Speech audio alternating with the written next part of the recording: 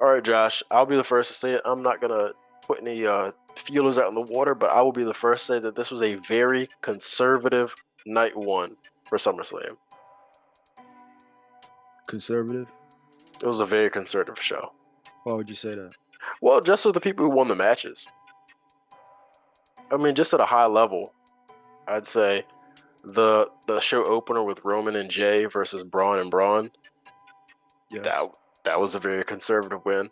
I think really if they wanted to make Braun Breaker and Bronson Reed stand out, if they wanted to really put the proverbial rocket to their backs, that they would have won the match. But pretty much their fate was sealed once they beat the hell out of Roman and Jay on Monday. We already know how to go. I mean, very seldom do they deviate from the formula of the person who stands tall at the go-home show is the person who loses because you want to keep the momentum. And I mean, but and then also I understand that you don't want to have Roman take these unnecessary losses, or Jay to a lesser degree. But when the point of a match, somebody has to win, somebody has to lose. That's just the reality of it. Mm-hmm. And I think that, like I said, Braun and Braun, they would have benefited tremendously from this win here because, I mean, now what happens? It's okay. People are gonna forget about it because Seth won the title and cashed in, so they're not really gonna think about it that they actually lost in the grand scheme of things. No, but I think this does tie in. I think this does open the way for Roman to make his claim for the title that Seth currently holds. You'll probably see him and Punk get involved in that, maybe another triple threat with the stakes being higher this time. Was this another one of those finishes that you did not agree with? Oh, yes. Okay. And this is back to my original point. When I say conservative, they went for the obvious answer, and people who have a proven track record, and I understand that, but at some points you have to take risk on folks.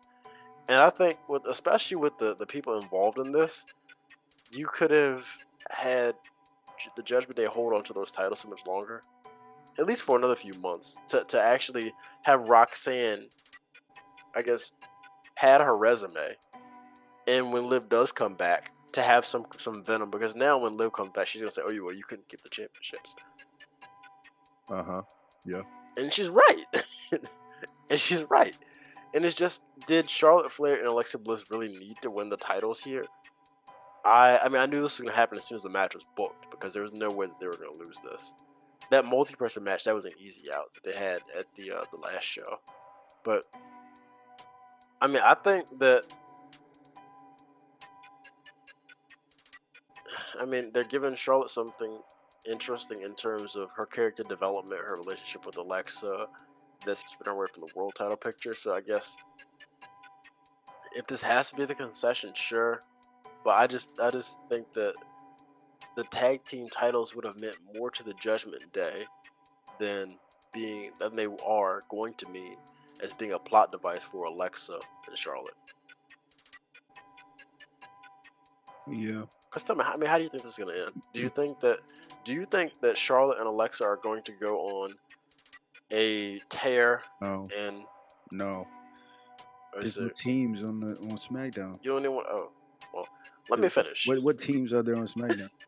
Let me finish. Okay. They're gonna go on a dominant run for, I don't know, 6, 7, 8 months, and they're gonna continue to be a team after they lose the championships. No, this is probably a one and done. They're probably not even gonna defend the titles for 6 or 7 months. Well, they're not gonna hold the titles past 3 months, Josh. That's what's going to happen. And they're gonna have. They're gonna lose it to.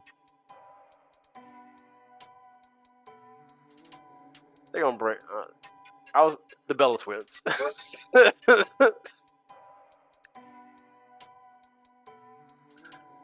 I would not put it past WWE.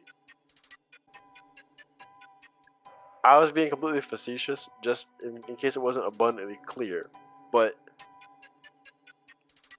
you know, I expect the unexpected. That sounds plausible, to be honest with you. I know, because what's the phrase that it would do?